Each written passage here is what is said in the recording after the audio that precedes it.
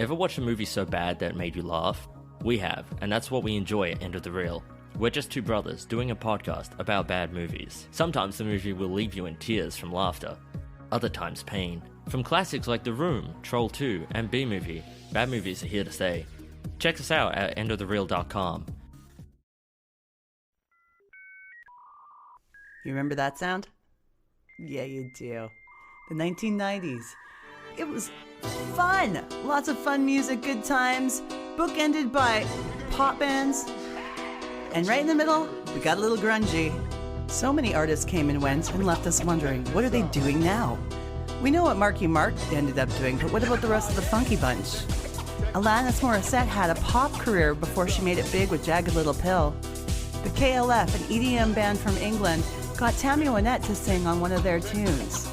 All kinds of crazy stuff happened, and we're going to talk to you about it with interviews with some of the biggest stars of the 90s on Dope Nostalgia, the podcast. I'm Naomi Carmack, and I'm your host. Check us out on Stitcher, Spotify, iTunes, anywhere you get your podcasts. And look us up on the internet at dopenostalgia.com.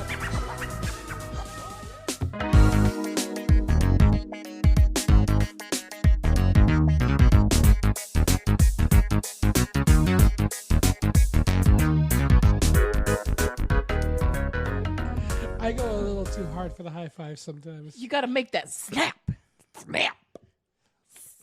Snapping. You gotta have a good, fierce crunch to that slap. Your high fives need to have some oomph.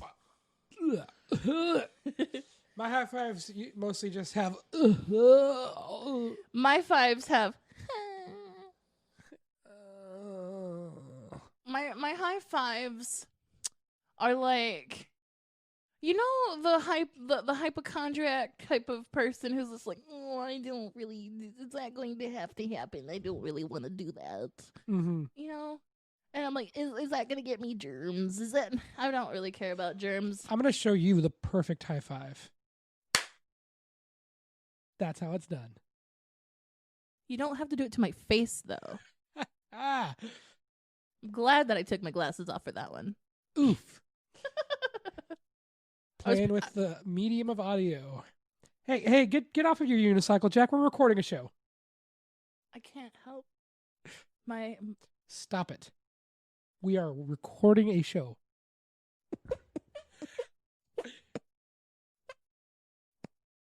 You know, the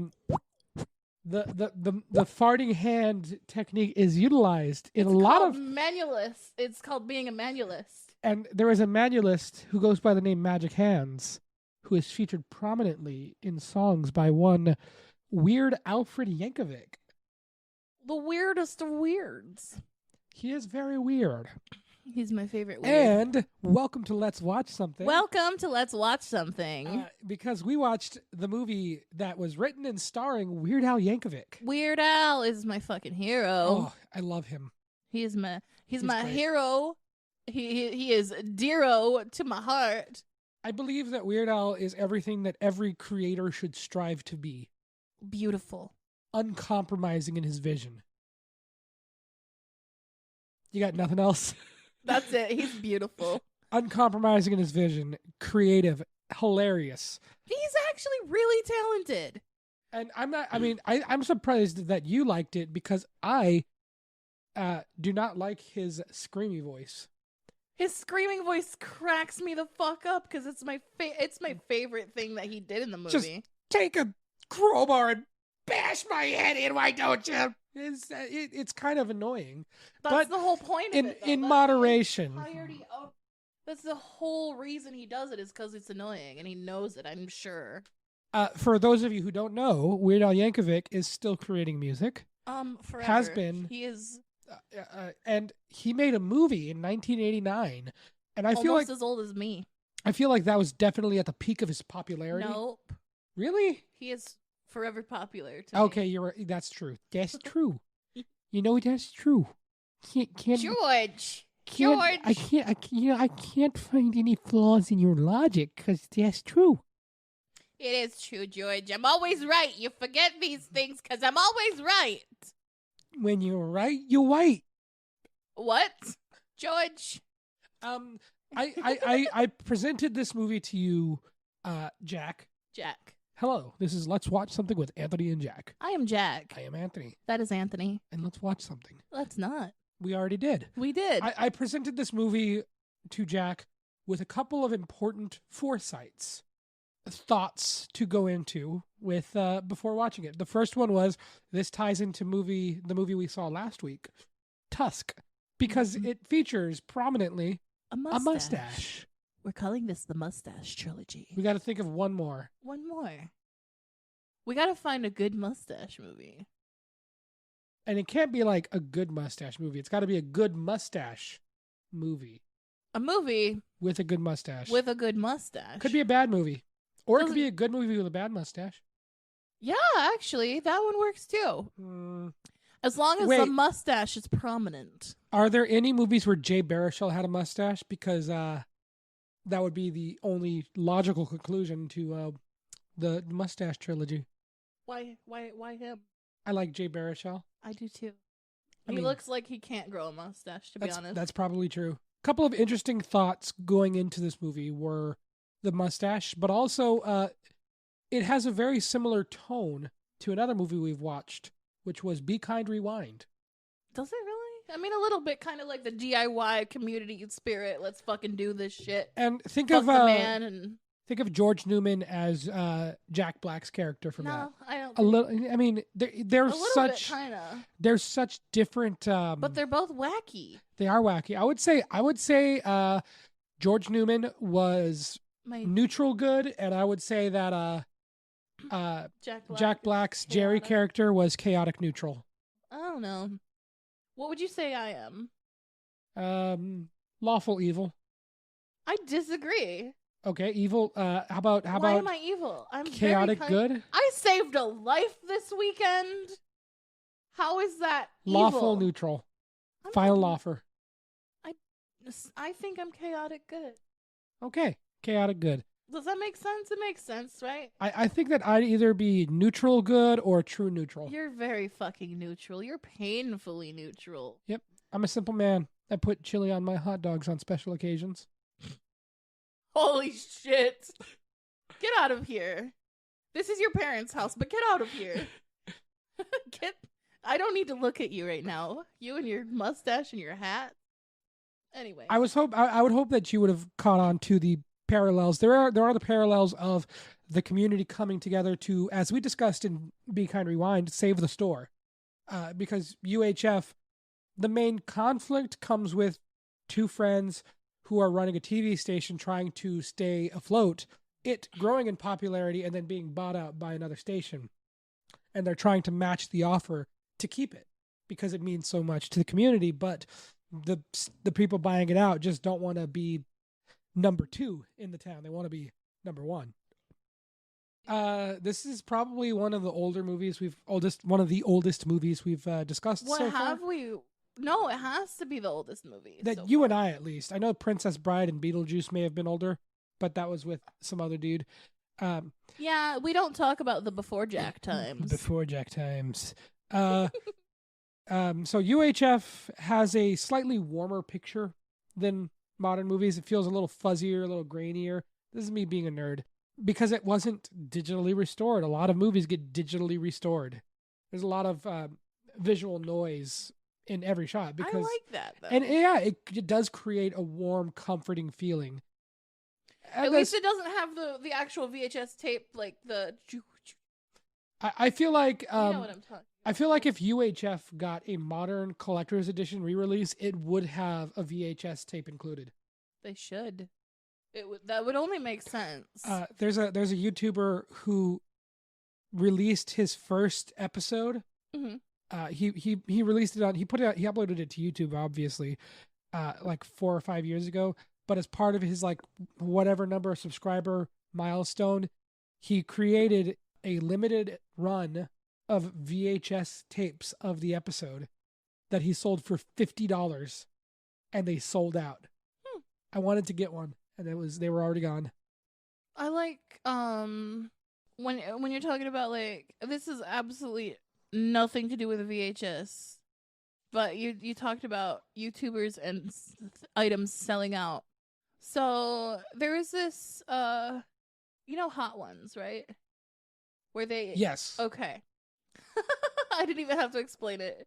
So for those who don't know what Hot Ones are, it's like guy interviews, random celebrity of sorts while they're eating increasingly spicier hot wings. And they had their own sauce, like the hot sauce, like hot wing sauce. It was like some Chipotle stuff. Amazing. The best wing sauce I've ever had. Never sold it again. They just stopped producing it. That sucks. I know. And it would be something that I would make you try, and you would like it. And you would actually like it. With your, I want to try this because I don't think I like it.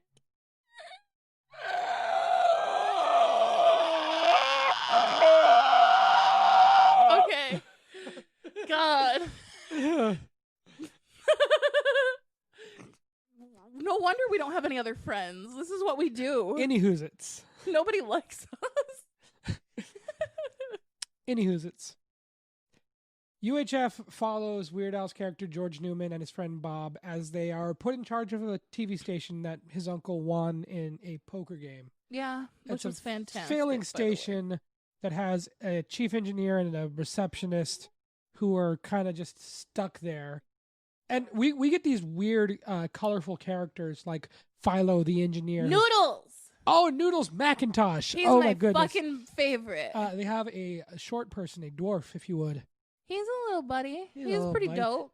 Yeah. But Noodles he's got McIntosh. some personality. Can you just, okay, so I feel like he would be like a mob boss for like a bunch of little people. Could you imagine him with a comically oversized cigar? Yes.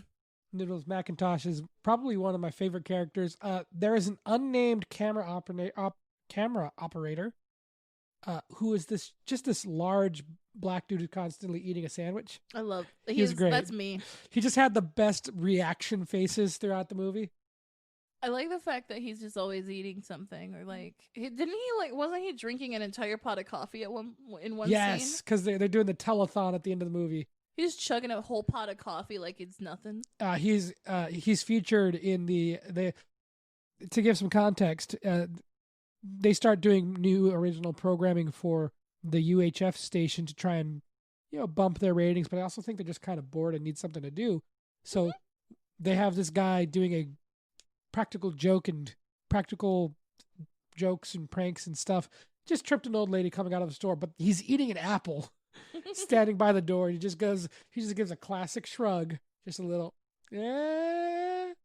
like, what you gonna do? It's classic camera operator. My favorite original content. I want you to guess what my favorite one was. There was two of them I pointed out specifically. Okay. That I was like, one of them said I would watch that as a kid. And then the other one was like, oh, yes, and this guy is amazing. I love that guy. I want to say Gandhi 2. What? Gandhi 2? No. No? No. Town Talk with George Newman, the Town Talk one? No, but that's pretty great. That one was pretty good. Where it had a serial killer and like a Girl Scout. Mm-hmm. And the Girl Scout was being a little bitey. Nom, nom, nom, nom. Conan the Librarian was one of my favorites. No. Okay, I give up. What was it? The two ones that I would have watched as a kid was the science one with the Secrets of the Universe. The Universe. I love that man. He's great. Off, he is my favorite. The second one was the guy with all the animals in his house. Oh my goodness, that's one of my favorite parts of the movie is Raul giving a tour of the animal kingdom from his apartment. I love that. And he's just showing off these animals. And oh my goodness, it's one of the saddest but funniest things. When he throws the poodle out the window, there's just a pile of poodles on the ground. Yeah, that would be soft after a while, right? It would be, but no. You'd think so, but they still have bones in them. They got bones in it. Oh my God. Poodles are fluffy, but with bones. You can't dive on them or anything. Yeah, no. And George and Bob are watching from the station saying, "Where'd you find this guy? I thought you hired him." Apparently he just got a camera and started doing this and nobody was aware of it. I appreciate that. That's real guerrilla television right there. There are some really solid humor in this movie. Honestly, like rewatching this as an adult, because I've seen it as a child and I thought it was funny then. But honestly, most of the humor still holds up to me. Yeah. Most of it. You would remember, like, if you saw this as a kid, you would remember the Rambo sequence. More than anything. Everybody knows that. Probably Conan the Indiana Librarian, Jones the Indiana one. Jones bit, the music video for the Beverly Hillbillies. Video, yeah. These are the things that stuck out. If I can be honest, I think the best constructed part of this movie is the Indiana Jones bit. Mm-hmm. Because it kind of feels like it was the first thing that was shot. It was the most fully produced. It had a full score to it. The studio that produced this, Orion Entertainment, went bankrupt before the movie came out. So they were kind of like pushing it along, trying to get it to release before they completely went under and couldn't, fund releasing it. So it feels like that Indiana Jones bit was probably the first thing they did. And it's the most complete. The first act of the movie, and this is the movie nerd side coming out here. If you watch the first act of this movie, there are some serious flaws with the way that it was directed. It's not so much the shot composition itself. It seems that they are missing establishing shots between scenes.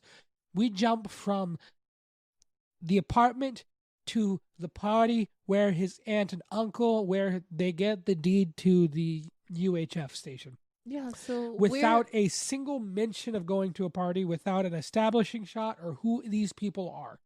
It kind of we felt just kind rushed. of bump from one place to another, and it's kind of like, who is this? What's happening now? Right. And where did he get that dog? Honestly, that dog could have been anyone's dog. He could have been a dog that he found on the side of the road. He's holding a dog and he dumps it inside of a punch bowl. It's hilarious. It's in the trailer. It's in the you look up. You look up the music video for the song UHF. It is in there. Huh. I've talked before about things not servicing the plot, just kind of existing and trying to push forward. And the first act of UHF kind of does that. Everything in the first act is setting up who George Newman is, who his friend Bob is, his girlfriend Terry. She's really cute. She's really cute. She's adorable. She's great. She sounds like Louise from Bob's Burgers. It is not the same Not woman. really, I've looked it up. A little bit. No, I know the girl who does Louise from Bob's Burgers is a pretty well-known comedian. She's fucking adorable and hilarious, and she kind of looks like her too. A little bit, but not much. Like in the eyes, Yeah, round face. She's got that eye structure going on where her eyes feel a little sunken back. You know what I mean? Mm-hmm. I wish I had that going on. My eyes are fucking I always wanted deep set eyes with the dark around them. Yeah. Yeah, I always I wanted to look as depressed as I felt. That's sad. Hi, welcome to Jac's world. I am a sad.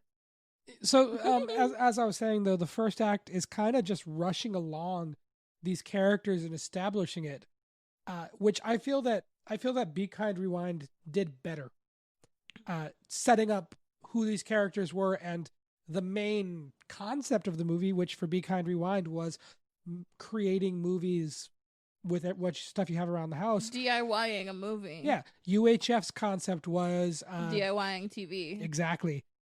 Guerrilla television, as you said. Yeah, hell yeah. Guerrilla television. We need to do that. That'd be great. I feel like, public access stations exist. You can go to a public access station and use the equipment. I don't know if they're still around, but I know that was a thing for a long time. That'd be fun. I used to think how neat it would be if the theater department when I was in high school put together a sitcom, built a set on the stage and did a 3-camera shoot, live taping of a sitcom that we put out on public access. Did you guys actually write the series? I had a whole scenario? concept. I had a whole I had like the idea laid out. Why would it need to be like your high school? You could always get like anybody. I wanted to do it because we had a film and television broadcasting department that was just sitting empty. Oh. We had a whole communications building with a studio, cameras, and equipment. Hadn't been used until my senior year when they got a new teacher for that stuff. My freshman, sophomore, junior year, I really wanted to use that stuff. And then senior year, I kind of got into it. That's kind of why I want to do broadcasting. I think that stuff's neat. Fucking nerd. Fucking nerd. I think that's why I like this movie so much. I mean, I can talk at great lengths how I feel that this movie is flawed. That it's it's got some very serious shortcomings. It seems like it didn't have the greatest budget. A lot of the music, okay with the budget. A lot of the music was done by Weird Al, but the stuff that wasn't done by Weird Al felt like stock music. That's okay. If, that's okay. Except for, of course, the Indiana Jones bit. That the whole thing had like this big orchestra score. Everything else kind of just felt like it had, whatever, the soundtrack Whatever to was lying around. Yeah, like the studio that made the movie, they had the rights to some stuff that they put on a movie last summer, so they just kind of snuck that stuff into here too. It's kind of what that felt like. Maybe. Except for the stuff that Weird Al did, and Weird Al did some great stuff for this. Weird Al does everything. He hasn't made a flop for me. Whatever you like. I don't think I've listened to that It's a very recent one. I think it's terrible. Okay. But I feel like it's also a terrible song that he's parodying, so I feel like it's kind of just a... Well, I have a bad taste in music. You have terrible taste in music. I need to get my taste buds recalibrated. You really do. Set that shit right. Stop making mouth sounds, Dad. Dad. This is my like teenage boy voice. Like, I'm just a little raspy. I'm kind of shy, and I also like grew up in California. When we did Repo, I talked about how important a great villain is. Oh, that. And with Roddy Largo, they had an amazing villain. I think R.J. Fletcher and the actor that played him, he's a good villain. Really solid villain, and especially for the somewhat satirical comedy-ish tone that they were going for. He was 100% an asshole. He was yelling about, this is not a number 2 pencil. And the guy goes, but Dad. That was so great. He was comically bad without being, monocle, big cigar, smoking, money bags. Kitschy. He was a believable villain in a believable world where the weird thing was Weird Al. In a movie starring Weird Al, you can't out-weird him. It would just be wrong. You know what I mean? He is Weird Al, after all. Yes. He's not the second weirdest person in the room, Al Yankovic, because that would be a really long nickname. I have a long nickname. That's it. I'm not. No. You got nothing? I'm not going to tell you what it is. Okay, fine. Be that way. R.J. Fletcher, great villain.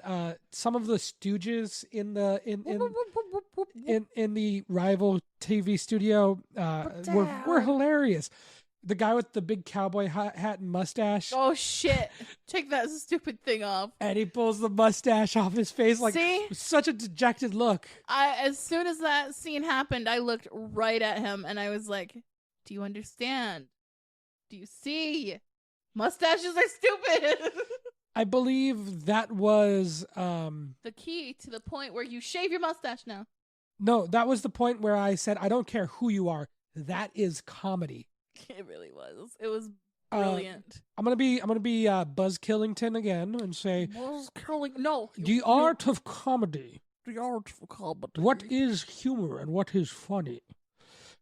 Humor is derived from a sense of shock, a sense of our expectations being diverted and subverted using outlandish imagery or leaps in logic.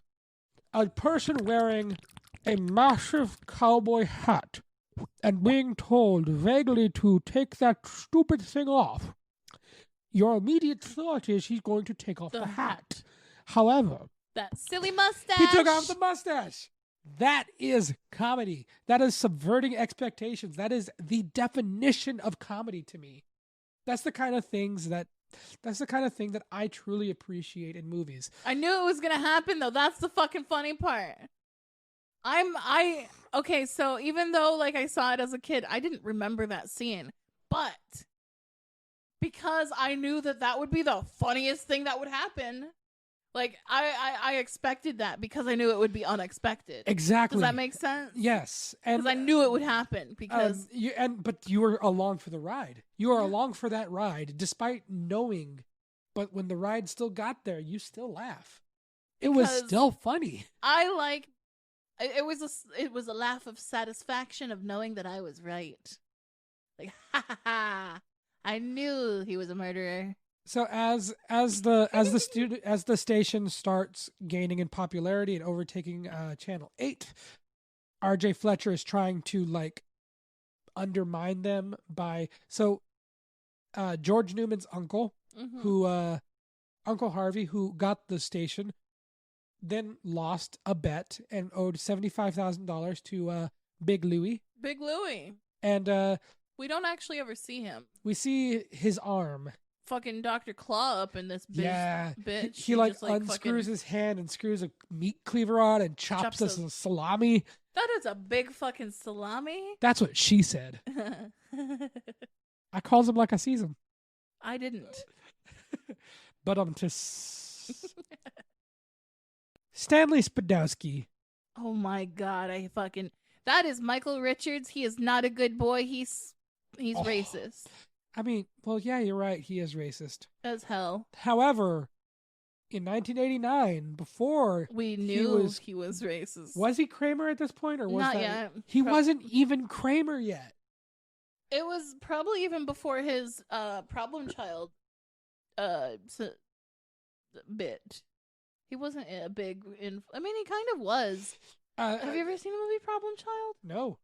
I mean, UHF is just a whole cast of comedians. Oh, Fran Drescher's in it too. Fran Drescher's in it. Emo Phillips has a part. God, that was fucking silly as shit. I love Emo Phillips. I kind of do too, but at the same time, like, I kind of don't. Like, I've described him, and I described him to you, Jack, before the podcast, before we even watched the movie. I warned you that Emo Phillips is in the movie because that is a trigger warning everybody needs. No. I don't hate him, but I don't love. I love his humor, but his delivery is kind of oof. I described him, and if you are a fan of Emo Phillips and the work that he brings to movies like UHF, Emo Phillips is like Ranch. You add Emo Phillips, and it makes it something funny a little funnier. It makes something not funny a little funny. But Ranch by itself, that's not good. Excuse me, I will drink a cup of Ranch right now. So Emo Phillips is in it. Who else did we get? Anybody else of note? No, not really. Nobody was really all that important in that movie, to be honest. I mean, well, they're all comedians, and I'm sure at the time they were a big deal. Like the guy that played Noodles McIntosh, he's apparently been acting. He's been in movies since the 20s, like going way back to black and white. Was he in Freaks? I could not find it on his IMDb, but I'm pretty sure he may have been. Well, that's gonna be what we keep running around to that. We do. Maybe it's a sign that we should do it. The amount of funny in UHF is so astonishing. I would say that as a movie, it's got a lot of issues, but as a comedy, as a feel-good comedy, it hits all the best points. It's good. It is a good fucking. It's funny. It's got solid jokes throughout the whole movie. TV writers say you need at least one laugh per minute, one laugh per page for a comedy show to be a good, to be received as a comedy.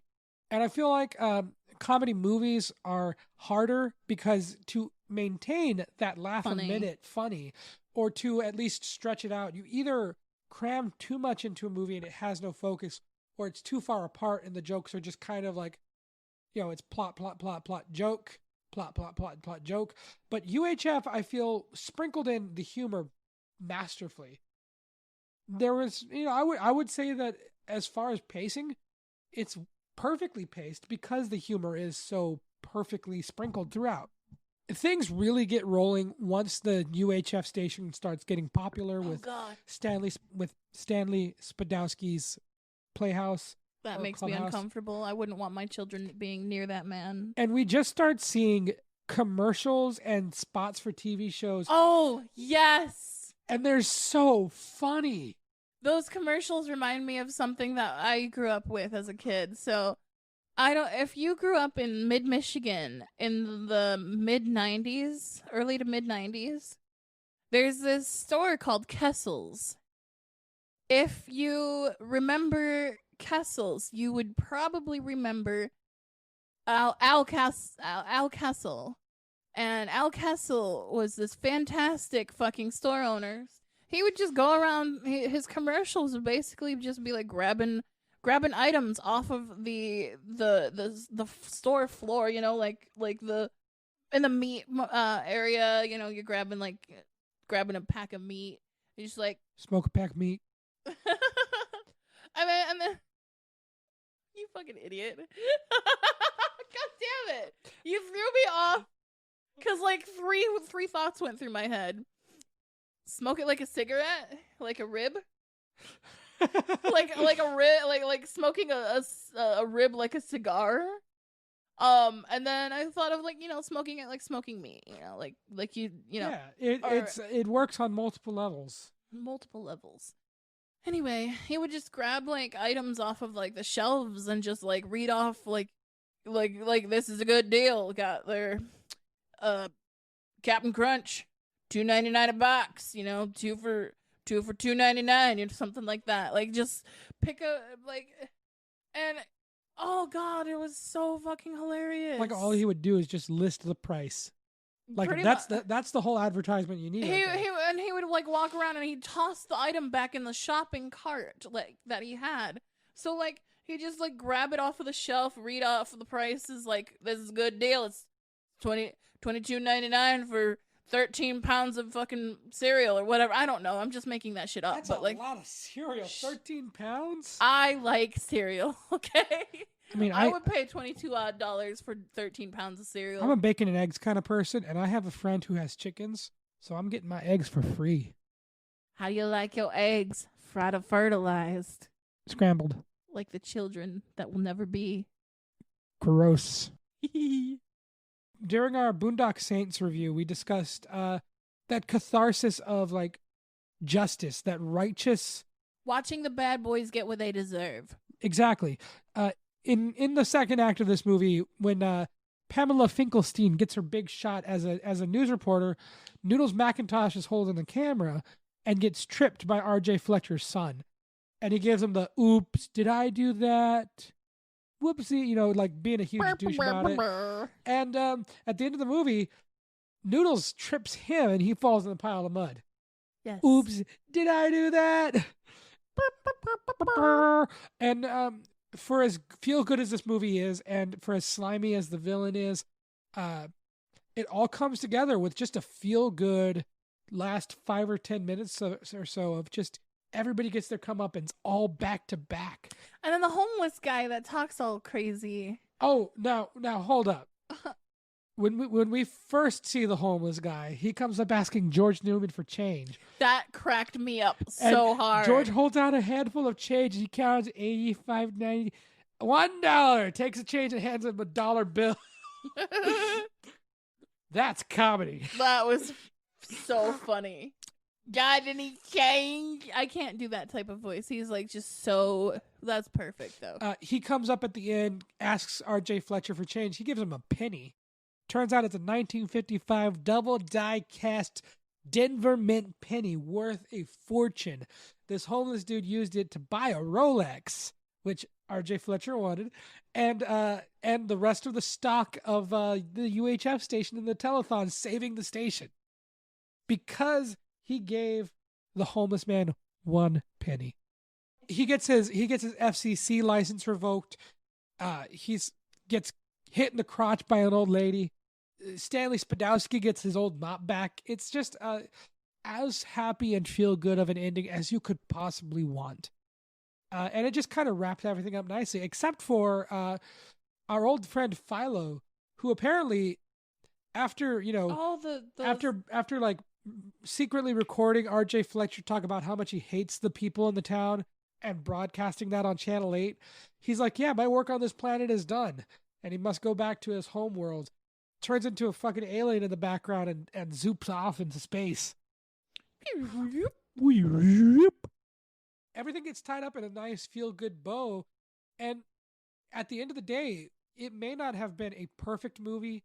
It had a lot of flaws. It just was not technically proficient in its first half. Second half of the movie seems to have gotten all the attention. But man, is it entertaining. I mean, yeah.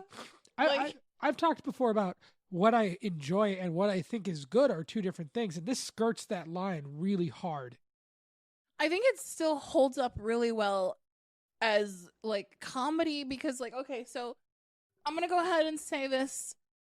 Watching something as a child versus and thinking it's funny versus watching the same thing as an adult, and if you still think it's funny, that's good comedy. You know what I thought was funny when I was a kid? The Scooby-Doo movie.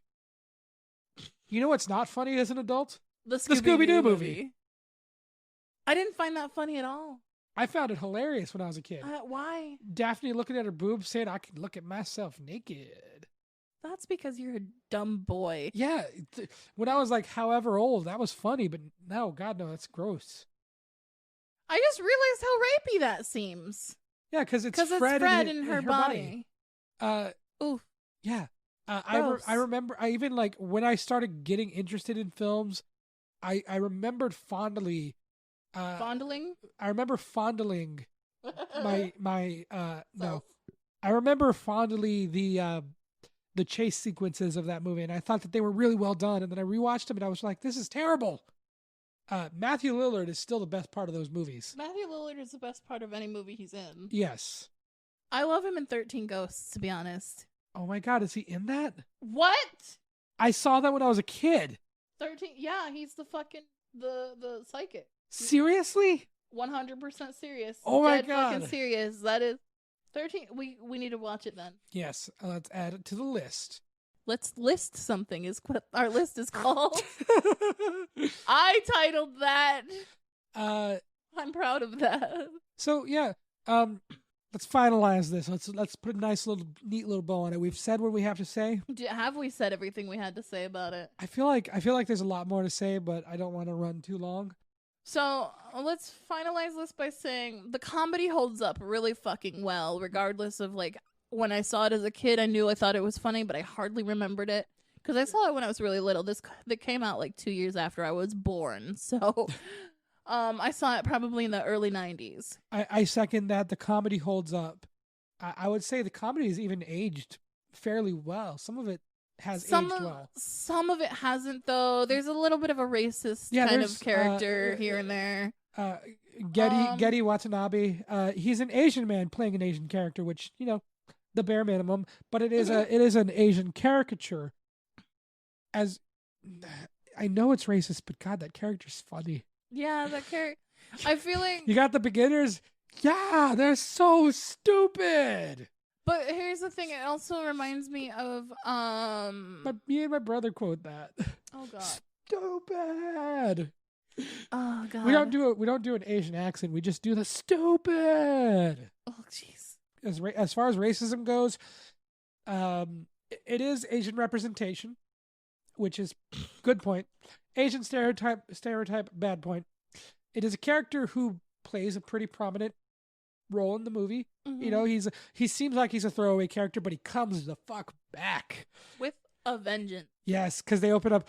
Oh, I know it's racist. I know how racist it is. But there's a supply closet. They've kidnapped. Oh, I hate myself for laughing so hard at that joke. They kidnapped Stanley Spadowski and are holding him at Channel 8, and George goes to rescue him in that fantastically cheesy Rambo sequence that everybody remembers. I don't think it's that great, but it is. It's memorable. Funny. It's memorable. However, once he's there and realizes he can't take these dudes on and is about to leave, they're gonna throw him in the closet. And they open up the supply closet and there's those dudes in their gis, and they go, supplies. Oh God, it's so racist. But my God, is it good? Oh, it's racist, but it's funny. Ugh.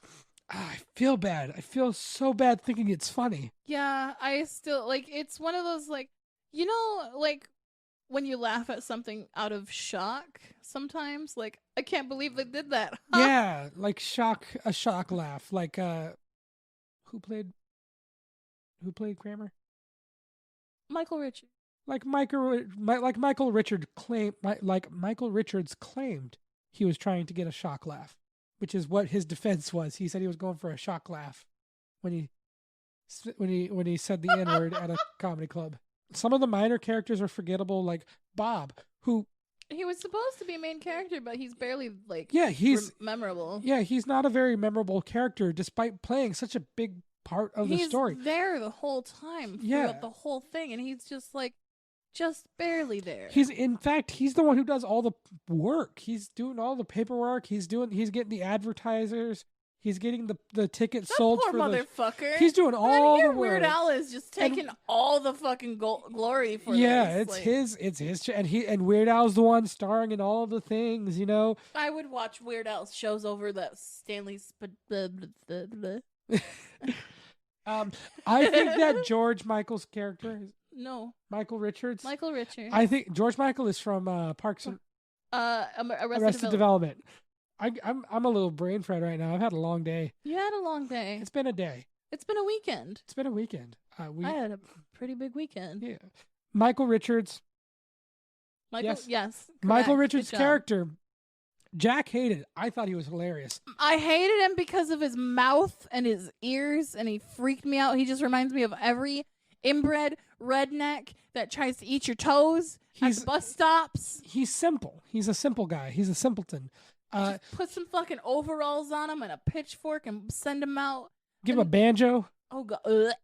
Actually, I like banjos. I think they're cool. I think banjos are really neat. I like bluegrass. I'm not a country person, but I do like blugrass. Same, actually. It's bluegrass and Americana. Bluegrass is Irish folk or Scottish folk without, like, somewhere along that transfer across the ocean, they drop to the accordion. That's all it is. I like accordions too, though. Yeah, me too.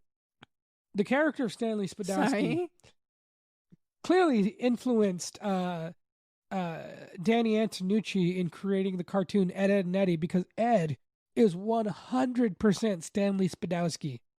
You ever see that cartoon? I've seen Ed, Edd and I Eddy. love that cartoon. I wasn't the biggest fan. It upsets me that they don't have the last 2 seasons on DVD.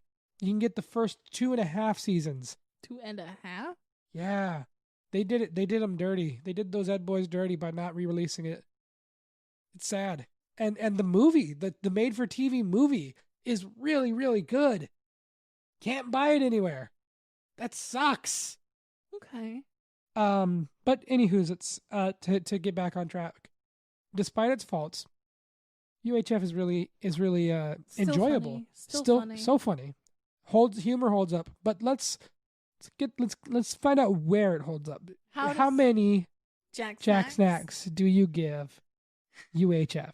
I'm gonna say, after rewatching it, after like really just giving it another go, I'm gonna say like 3.5. It's pretty high on there, but not too high. I'm gonna say 3.5 or 4. 3.75. Jack Snack. 3.75 Jack Snacks for UHF. Yeah. I'd say it's certified fresh for sure. But if I had to be critical about it, which I feel that there is room for criticism, I'd give UHF 3 Starbursts out of 5. Starbursts are phenomenal. Good job. They are good. I like the yellow ones. People hate the yellow ones. Are they the banana or the lemon? They're yellow. Banana or lemon? They're yellow. There's no flavors. They're colors. It's like Gatorade. My favorite flavor is purple. My favorite flavor is actually watermelon. My favorite flavor is blue. Anywho's, it's Jack. This has been a good record. I'm feeling very good about today. I'm hoping so. Yeah. Until next time, dear listeners, let's watch something.